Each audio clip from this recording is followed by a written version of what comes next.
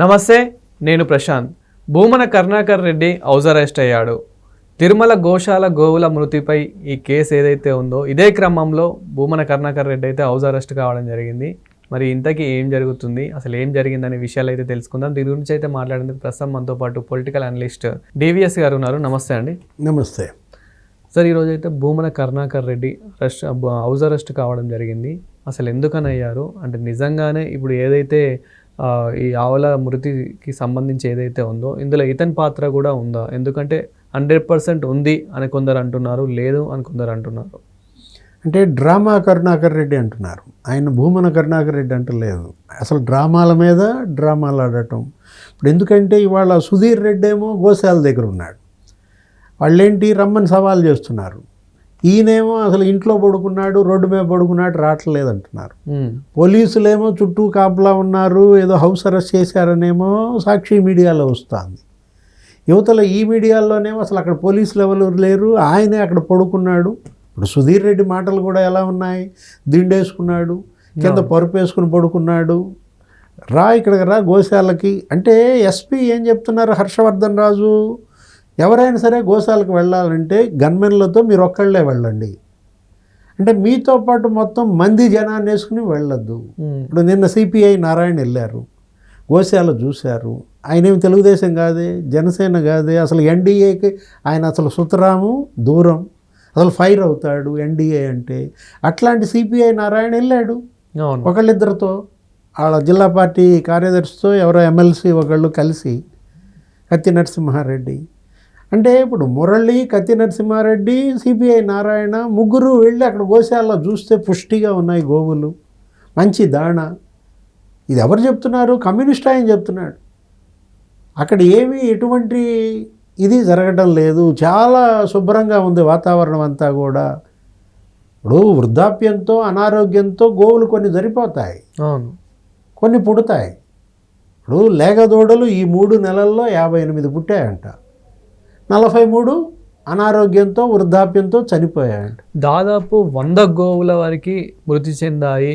దీని అంతటికి కారణం కొందరేమో వైసీపీ అంటున్నారు, కొందరేమో ఇప్పుడున్న ప్రభుత్వం అంటున్నారు. అసలు గత ప్రభుత్వంలో ఎలాంటి ఫీడ్ ఇచ్చారు, ఇప్పుడు ఎలాంటి ఫీడ్ ఇస్తున్నారు ఆవులకి?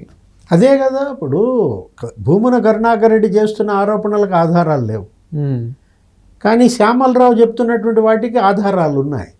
ఆయన 2020-24 విజిలెన్స్ రిపోర్ట్ ప్రకారం మాట్లాడుతున్నాడు. విజిలెన్స్ అధికారులు వస్తే భూమన కరుణాకర్ రెడ్డి అసలు అలౌ చేయలేదంట గోశాలలోకి. 100 గోవులు చనిపోయాయని, నీకు నాసిరకం దాణా, పురుగులు పట్టిన దాణా పెట్టారని, ఎక్స్పైర్డ్ మెడిసిన్స్ వాడారంట. అంటే కాలం చెల్లిన మందులు గోవుల వైద్యంలో వాడితే అవి చనిపోక ఏం చేస్తాయి?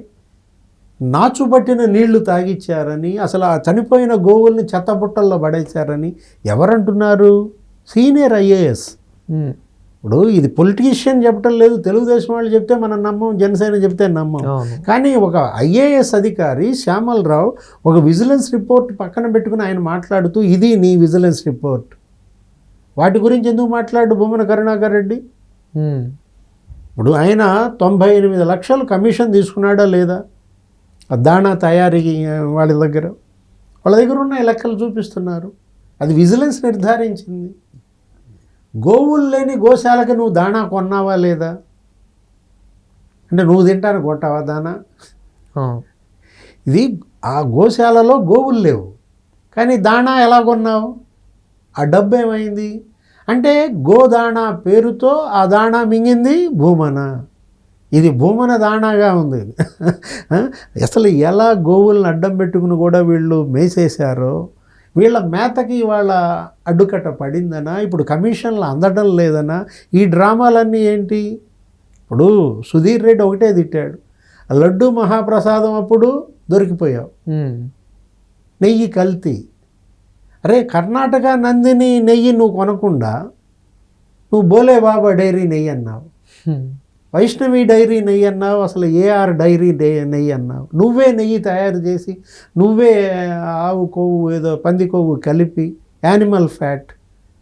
అదేంటి రిపోర్ట్ వచ్చింది గుజరాత్లో, నీకు అక్కడ ఆహార పరిశోధనశాల ఇచ్చిన రిపోర్ట్. పశు మాంసం అందులో కలిసింది, యానిమల్ ఫ్యాట్ ఉందని.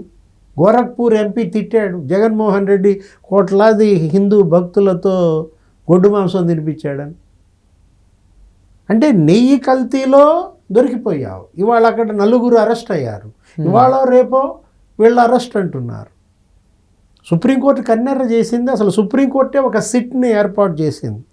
వాళ్ళ దర్యాప్తులో నీకు నలుగురు అరెస్ట్ అయ్యారు. దానిలో వెంటనే ఇతను ఇప్పుడు ఏం బిగిన్ చేశాడు, మళ్ళీ గోశాల అని చెప్పి బిగిన్ చేశాడు. గోశాలలో నువ్వు 100 చనిపోయినాయి అన్నావు, మరి శ్యామలరావు చెప్తుంది 43, 58 పుట్టినాయి అని చెప్పాడు. అతని లెక్కల్లో డెత్ రేట్కి నీకు బర్త్ రేట్కి నీకు సామీప్యం ఉంది. అవును, అది సహజ పరిణామం.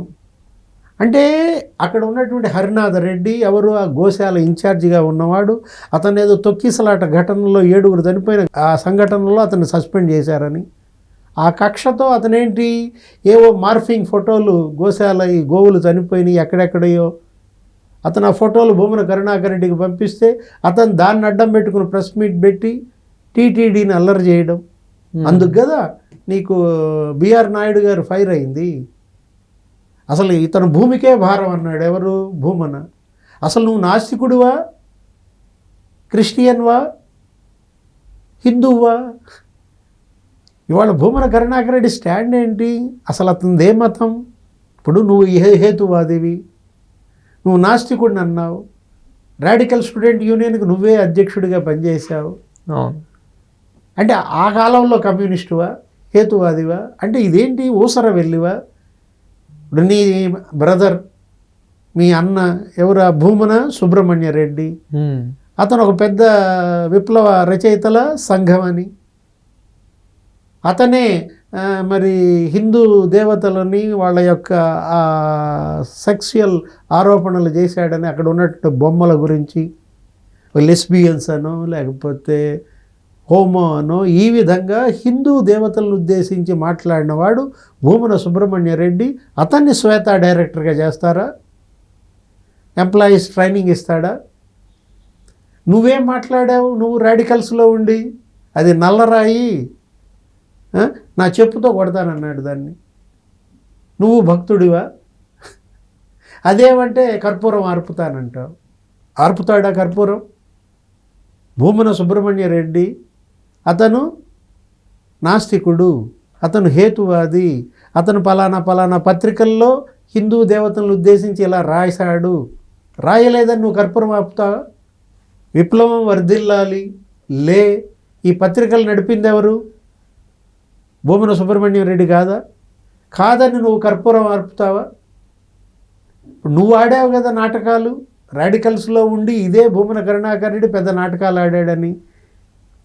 ఇదే ఏది అది నల్లరాయి, వెంకటేశ్వర స్వామిని నల్లరాయి అన్న నోటితో ఇప్పుడు నువ్వు గోశాల మీద మొసల కన్నీరు గారిస్తే ఎవరు నమ్ముతారు?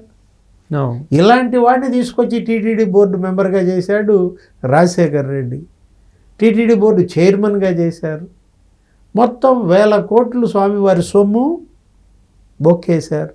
చివరికి గోదాణా కూడా బొక్కేశారంటే వీళ్ళు అసలు ఎటువంటి వాళ్ళో ఇక్కడే అర్థమవుతుంది. ఇప్పుడు ఏదో వీధి నాటకం, రోడ్డు మీద అడ్డంగా పడుకుని. నిజంగా నువ్వు వాళ్ళు పిలిచినప్పుడు నువ్వు వెళ్ళే దమ్ముంటే సిపిఐ నారాయణ వెళ్ళినట్టు వెళ్ళాలి. నారాయణ ఆపారా పోలీసులు నిన్ను ఆపడానికి? హర్షవర్ధన్ రావు స్పష్టంగా చెప్తున్నాడు. ఏమని? ఆయన ఒక్కడే గన్మెన్లతో సహా రమ్మనండి, మేమే తీసుకెళ్ళి చూపిస్తాము, అంతే తప్ప గురుమూర్తినో లేకపోతే ఇంకొకళ్ళనో ఆ మేయర్నో వీళ్ళందరినీ పెట్టుకుని మొత్తం ర్యాలీగా వెళ్తావా? ఇవాళ 16వ ఆర్థిక సంఘం అక్కడ పర్యటిస్తాం. ఫైనాన్స్ కమిషన్ నిన్న ముఖ్యమంత్రితో కలిశారు. రాష్ట్రానికి రావాల్సినటువంటి నిధుల గురించి ఆయన మాట్లాడాడు. పోలవరానికి నిధులు ఇవ్వండి, అమరావతికి ఇంకో 47,000 కోట్లు ఇవ్వండి, బనకచర్ల ప్రాజెక్ట్ అది గేమ్ చేంజర్, డివల్యూషన్ ఫండ్స్ 41% నుంచి 50%కి పెంచండి, ఆంధ్రప్రదేశ్ని ఆదుకోండి అంటే అరవింద్ పనగారియా దానికి సుముఖత వ్యక్తం చేసిన నేపథ్యంలో వాళ్ళు స్వామివారిని దర్శించడానికి వాళ్ళ తిరుపతి వస్తే నువ్వు ఈ తిరుపతి డ్రామా ఆడుతున్నావంటే, ఒక ఉద్రిక్తతలు రెచ్చగొడుతున్నావంటే 16వ ఆర్థిక సంఘం ఎక్కడ ఆంధ్రప్రదేశ్కి నిధులు ఇస్తుందో అని ముందే దాన్ని అడ్డుకునే కుట్ర. కనపడుతుంది మనకి. అవును. ఇవాళే నువ్వు ఈ డ్రామాకి ఎందుకు తెరదీశావు, రేపో ఎల్లుండో పెట్టుకోవచ్చు కదా. అంటే జగన్మోహన్ రెడ్డి ఇవాళ 16వ ఆర్థిక సంఘం అక్కడ పర్యటిస్తోంది కాబట్టి భూమన్ని అడ్డం పెట్టుకుని ఆ సంఘం నిధులు ఆపాలన్న కుట్ర. ప్రజలు అప్రమత్తం కావాలి. ఇవాళ హిందువులు మేల్కోవాలి. ఎవరు హిందూ ధర్మ పరిరక్షకులు, ఎవరు భక్షకులు, గోదాన భక్షకులు ఇవాళ భక్తులే నిర్ణయించుకోవాలి. Thank you sir. నమస్తే.